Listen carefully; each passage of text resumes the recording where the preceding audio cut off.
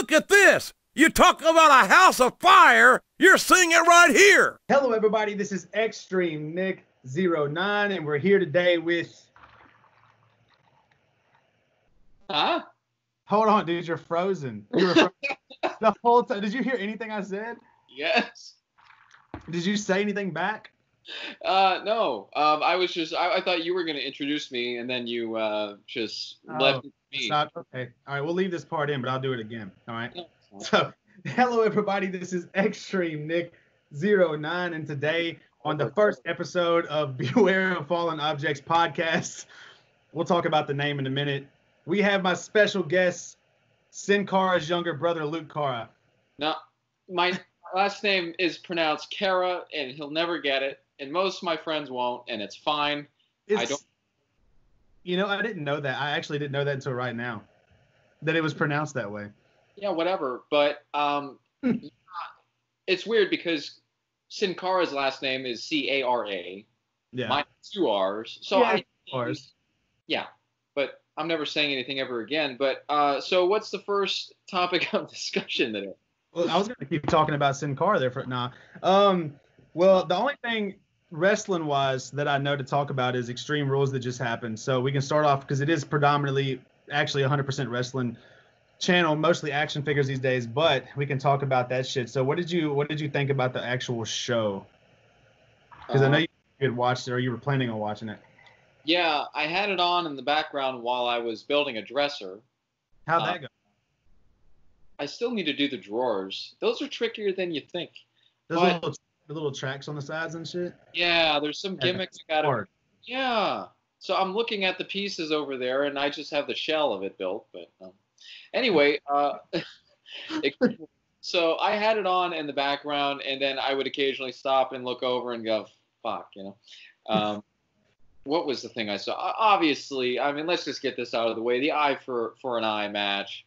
Ridiculous. I mean, it made it so much worse going on Twitter and somebody stopping the match, stop the damn match, and they took a screenshot of the eyeball. Eyeball in between the fingers, yeah. And the thing that sucks is the pressure, because like the match was dope up until that point. It seemed like to me, like a lot of people didn't like the added in, like trying to stab each other's eyes out and stuff, but I thought that was okay. I think it added something to it, and then the match was dope, but the ending was just and then Seth Rollins goes over there and pukes everywhere while it's happening. That was a little bit over the top as well. It's just like yeah, that's why since you earlier I said I'm gonna name it "He's Gonna Puke" podcast, because that was the thing everybody was posting online, was like a picture of Vince saying like, "Oh, he's gonna puke," because of fucking Droz? Yeah, Droz, his little gimmick that he had. Yeah, Vince loves his toilet humor, and you know, it's just puke. Yeah, I love it. The other shit was so actually Sasha Banks and Asuka had a dope match. They had a sloppy ending or whatever, but I didn't mind it that much.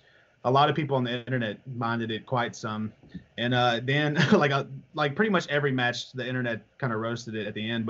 And then I'm kind of over the cinematic stuff too after WrestleMania, like after the Boneyard and stuff. And then the money in the what was the NXT Velveteen Dream and Adam Cole had one that was all right.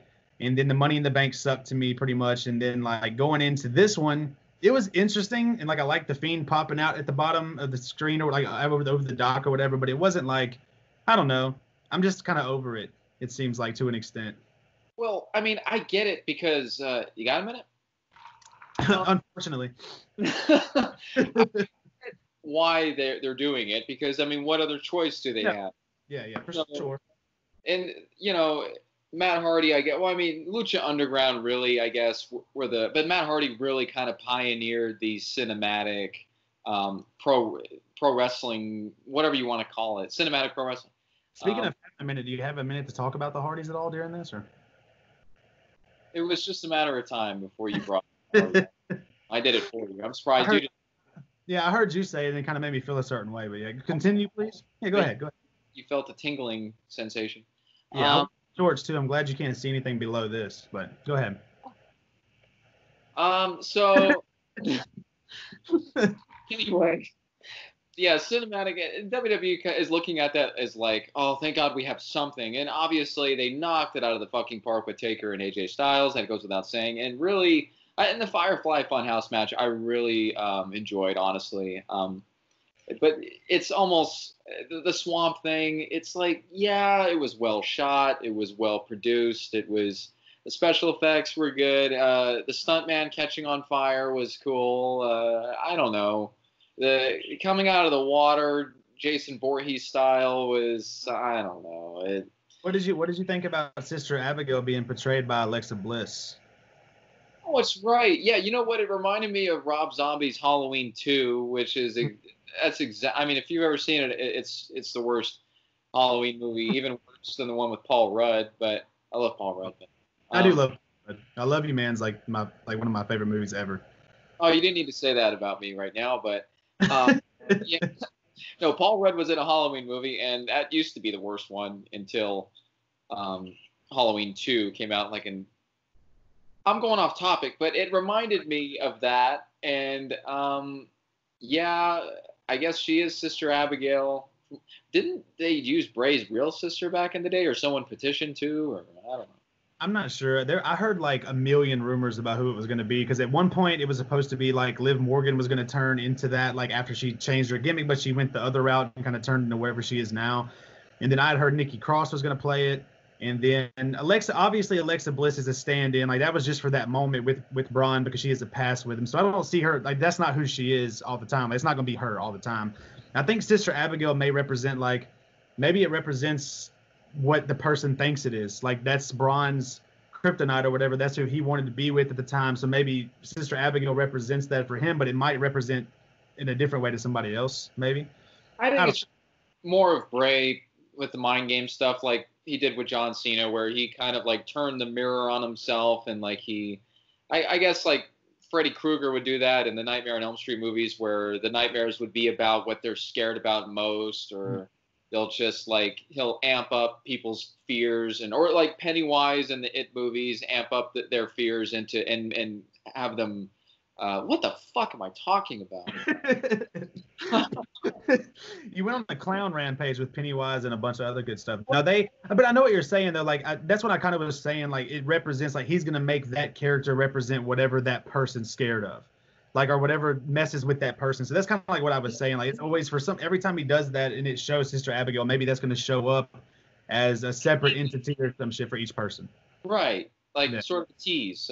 So I don't know, but we're looking way too much into this. But that's my thing to do. Yeah, whatever. But because for wrestling, you look into it like this, and we like make this awesome storyline, and then none of it ever happens, and it's way worse than what we thought it was going to be, and then we get disappointed. Right. And then we all say we can book this shit better than them, and it's like, you know what?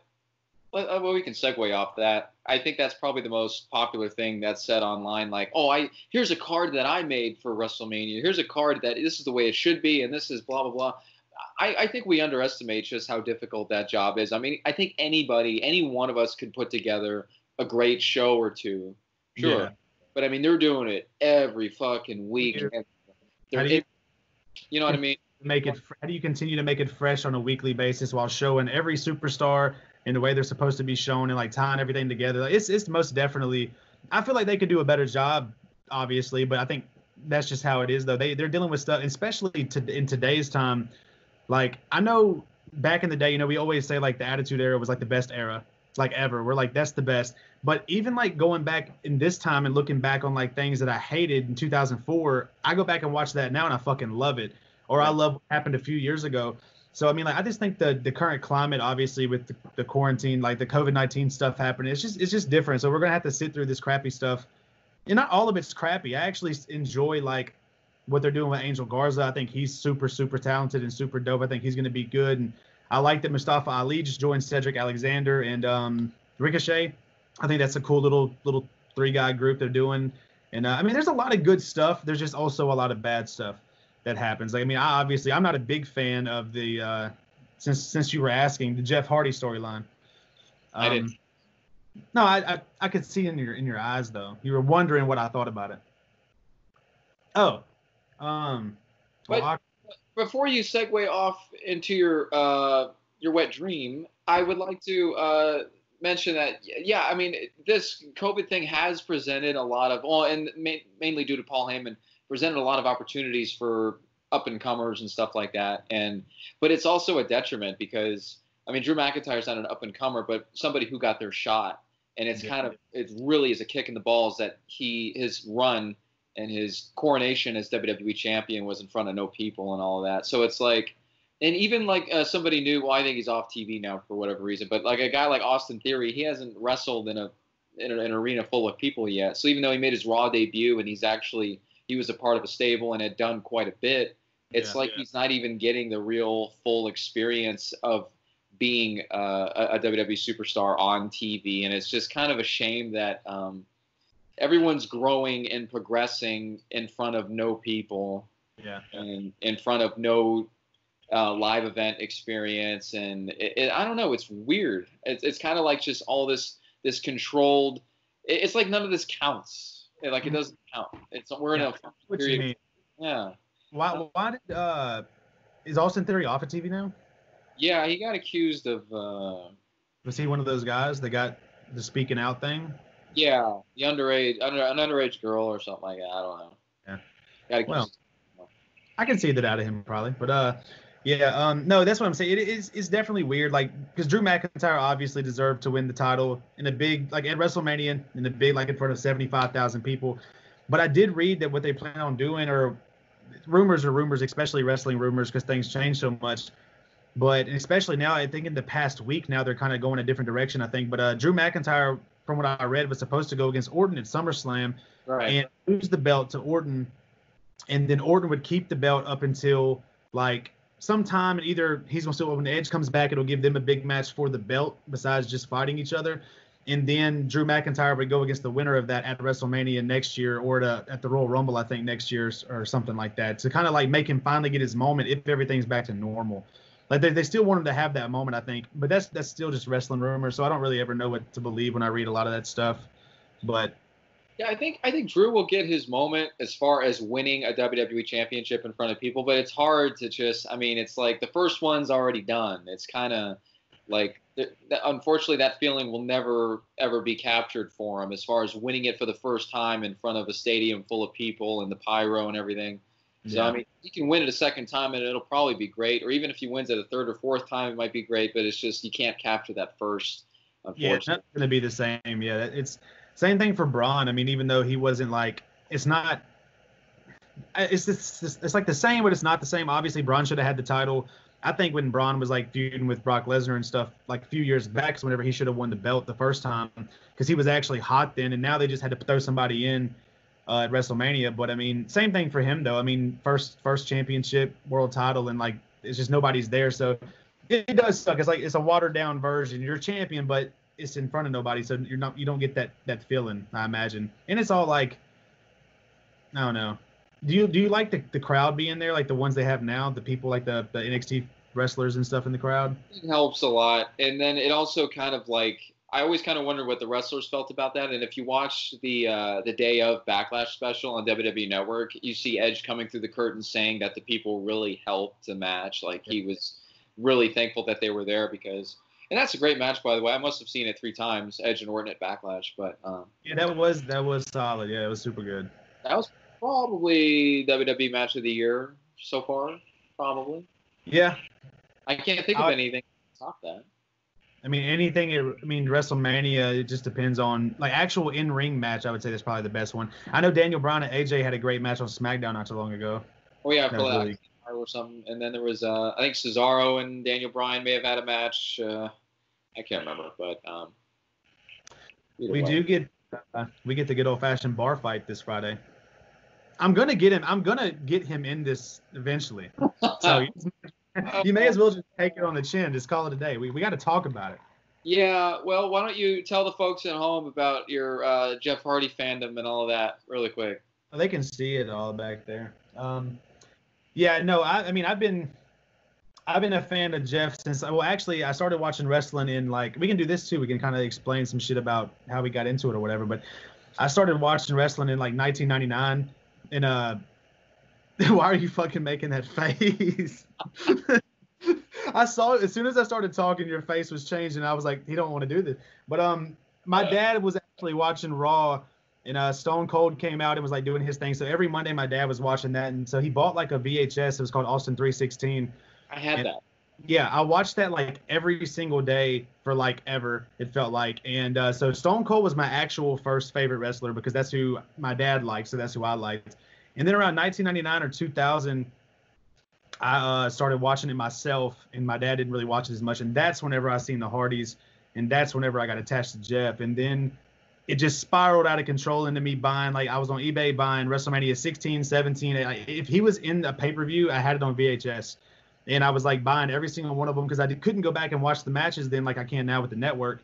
So if he was on a pay-per-view, I was buying the VHSs and like just learning all that he had done and stuff. So that's kind of what happened. And just because, I mean, he's right here if you want to talk to him, if you want, you know. But yeah, that's yeah, that's how I ended up getting into wrestling, period. And that's how like Jeff became. He just stood out. He stood out, and plus as you're a kid, like Rey Mysterio is a lot of kids' favorite wrestler because he flips and stuff. Well, that's why Jeff was mine. He was doing the acrobatic stuff. He looked different, dressed different, painted his hair, painted his nails. All that shit was just like really appealing to me at the time, and still is. I still think he's the coolest fucking looking person ever. Yeah, he has. There's nobody like him. Like he's not cookie cutter in any kind of way, and that's like obviously one of the most challenging things in wrestling is just being unique and just having a unique look, a unique presence, a unique everything. And yeah, there's definitely only one of those guys. His we could talk about that special that they just dropped. That was that was it was all right. It was, I mean, I like anything they do with him because I can see like you get to see behind the scenes. So like it was super. I've seen it before because I like did all the Hardy Show stuff. Like, do you remember the Hardy Show when they did that? Yeah. I have like all those DVDs. So I've seen a bunch of like the music stuff and like seen a bunch of stuff he's done. But like the Chronicle was cool. I didn't mind it. I mean, it was. I don't enjoy the storyline that they're doing because also I feel like it's been done before. I mean, this time it's alcohol instead of what CM Punk. You know, CM Punk and him did this in 2009, where they were kind of doing the same feud, but it was a lot less like cheesy, I guess. Than like it's just way cheesier this time around. So I feel like I've already seen it before. And B, even Matt Hardy mentioned on Twitter, a fan like tweeted towards him and said, like this is a bad thing to be doing to an addict or somebody dealing with problems because you're reminding them every single day about their problem. And so like that's something that can make them go back and do it again. And then Matt even said that he's worried about his brother's health when it comes to that as well. But from the actual Chronicle episode, I did like that he knows that like this is his last chance because if he gets arrested again, he said he's going to jail. Like he's done. Like he's gonna end up like he's in enough trouble to where he's gonna go away. And I'm glad that he has kids now too because him coming home and he said like the chairs were in front of the front door, like they didn't want him to come home. And then also he said he passed out on like the back porch and his daughter brought him a pillow and a blanket and like said the next day like, Dad, you're still my best friend or my hero or something even when you're drunk. And I was like, those are things that really does change people. Like a moment like that can change people. So I hope that he's like over it like actually over it this time. It seems like he is. Like you can it's just kind of weird how they're now acknowledging everything because even that Punk storyline in 2009, I think they were kind of walking that line as far as acknowledging Jeff Hardy's personal problems in the past or whatever. I can't remember exactly what was said, but it seemed like Punk would allude to some of Jeff. Yeah. So now it's just like this was like the first ever WWE produced full expose, I guess if you want to say, like of just his DUIs and his drug. I mean, even some personal stories like what you just said about his daughter and him laying out on the porch. Like it was really open and honest, and it's weird because it feels like WWE was kind of hush hush about that because he was really like a John Cena in a way. And I've always said this before. I think in 2009 he was. Honestly, like if he wasn't number one most popular in the company, he was 1A. Like it was him, and John Cena, like neck to neck. If not, he was more popular than John Cena in my opinion at that time. So I think they kind of wanted to hide or they keep that perception that he's this cool, unique rock star for the kids kind of guy, like a Rey Mysterio. I don't know, but it was very interesting and open and honest, and you can see kind of a new life that was breathed into him, and it it does seem like he's gonna, go the right way from now on. But hey, you never know. Yeah, that's what I've said about like it's always been like a battle. Like him being my favorite wrestler and being somebody I support so much, it's always been like a thing. Like, it's like every time something good happened, something bad would happen right afterwards. And it was like it's not new for a fan, like being a fan of his, to like get bad news. Like it's not, when it happens literally now, I'm just kind of like, yeah, I figured. It's just kind of like that. So I'm hoping that, yeah, like you said, I think he has. I mean, he checked himself into rehab for his the first time he did that voluntarily to get clean and to get better and stuff. So, but every addict, it's going to be hard, obviously. But I mean, now he has, this is the first time that he's fucked up, and like now he actually has something worth fighting for more than himself in a career. Like now he's got 2 daughters. So like now that's something that hopefully will make him understand, because even though he didn't understand it at first and he still made the mistakes, like now knowing that one more screw up, he could end up in jail. What are you looking at? Sorry, someone in a moped. I don't know if it was picked up on the audio or not, but I mean, someone sped by in a Vespa or something. I don't know. Sorry. The way you looked over there on the side, it looked like somebody was in your house, and I was like, "What the fuck's happening right now?" That's the girl even from last night, huh? I don't. I wore a hoodie just so I wouldn't be able to like do that on camera, because I don't want to like look bad in front of you, because you're all flexed up now and all beefcaked out. It's named me. What happened? When I saw you in person, you looked like a twig. I was like 120 pounds, something like that, back in the day. Not I sent you Snapchats. I just got through watching those again. Oh, I know. So embarrassing. All those old videos. I forgot. What did you say? I sent you a Snapchat of it and said I wanted it as a ringtone or something. I forgot what you said, but like, yeah, that was fun though. That was like the funnest time that I ever had on YouTube, like doing videos, and like all of that whole entire thing was super fun. Because I remember I was at my parents. I was still living with my parents, and like every single night, like my thing to do would be like in y'all's group chat, like not the group chats, like in y'all's like little. I don't know what website it was on, but like the little broadcast you would do. Oh, Blog TV. Yeah, Blog TV. Yeah, y'all would be on Blog TV, and like my thing, I was like, damn, I hope one of them get on tonight, because this is what I wanted. I want to chat up with everybody and stuff. Like that was like my favorite thing to do at the time. Like I think it was everybody's that was actually doing this. I mean, that was like a moment. That little area of time was like a special moment that's like not on YouTube anymore. Like I don't feel like it's there as much as it was. No. I mean, so much has changed. The world has changed. YouTube has changed. Everyone's grown up and gone on to have bigger responsibilities, and it's gone different paths in life. But yeah, we haven't hung out since the Raw after Mania 28. I think was the last time. That was, what year was that? Like 2012. What? 13? Well. What? You say 12? Did you already say it? Yeah. I thought you said well, and I was like, well, what? I'm like, I don't know. Yeah, so 2012. So yes, it's been 8 years since I've seen you in person. That's crazy. Yeah, I'm glad it's been that long, but I think we almost crossed paths in New Orleans in 2018. We were trying to hang out after NXT. You dodged me. Huh? You dipped, dodged, duck, dipped, and dived. No. You dodged? No, actually, I've told you this story before, but for people listening, that night actually was a terrible.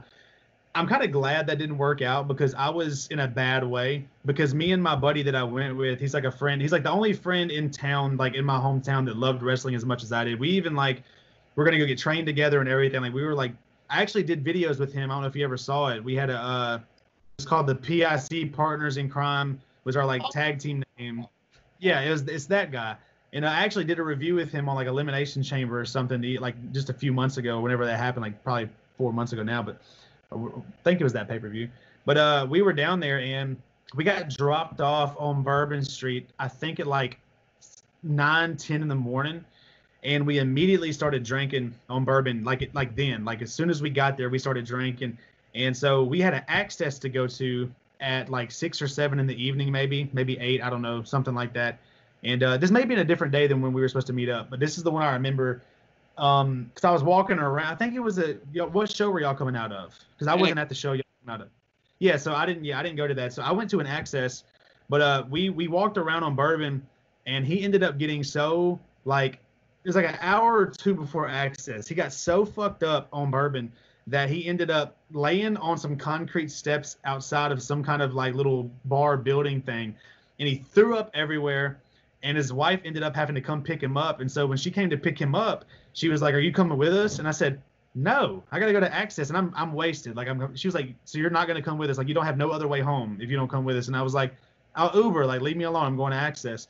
So I remember going to Access and being absolutely wasted that night, and trying to meet Paige, if I'm not mistaken. I was in line like wobbling. I mean, I was out of it, and I was in line trying to meet her, and I was trying to recreate what she had been doing on the internet during that time.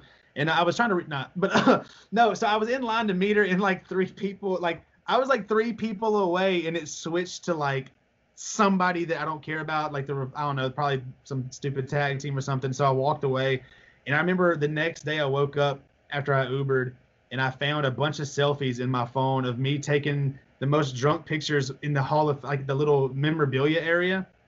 Like it was me in like Ric Flair's robe, and just like me just taking a selfie. It was bad. But that's whenever I was going to meet up with y'all, because I walked out of Access, and I walked all the way from Access near Harrah's Casino to where the Superdome was, where Walk-Ons is, the restaurant Walk-Ons. And I went in there and ate some chicken Alfredo.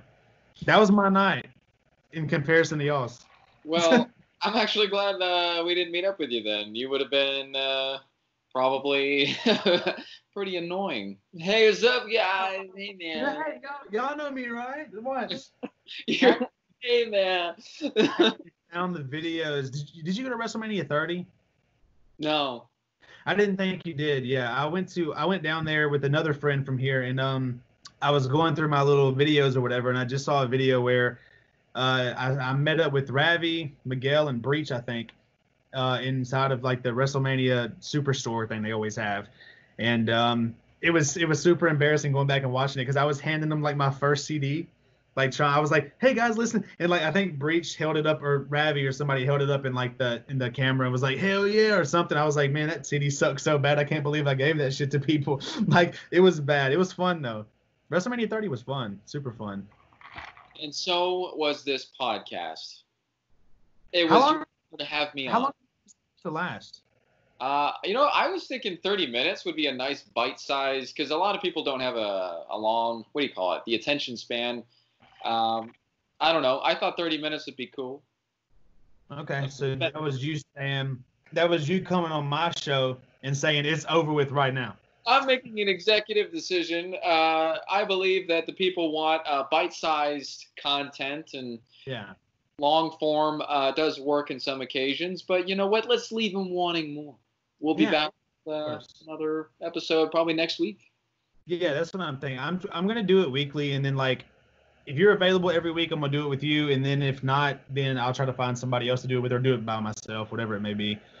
Eventually, I want to like bring on like, even with me and you both on here, like bring on like other guys like Breach and all, like if they want to do it, bring the guys like that on there and just have conversations for like 30 minutes or whatever. And Mike and Justin, I want to be on. Who? Mike and Justin. Yeah, no, they never. I followed them, and we never. I haven't talked to them. I need to message them and ask them about being on theirs too. Guys, get Nick on your podcast. Well, in case, if you're watching this on Nick's channel, he's a big figure guy, so you'll probably be making like figure podcast. You'll probably be on their figure podcast, the Quarantine Chronicles, at some point. Yeah, I'll put the link to that stuff in the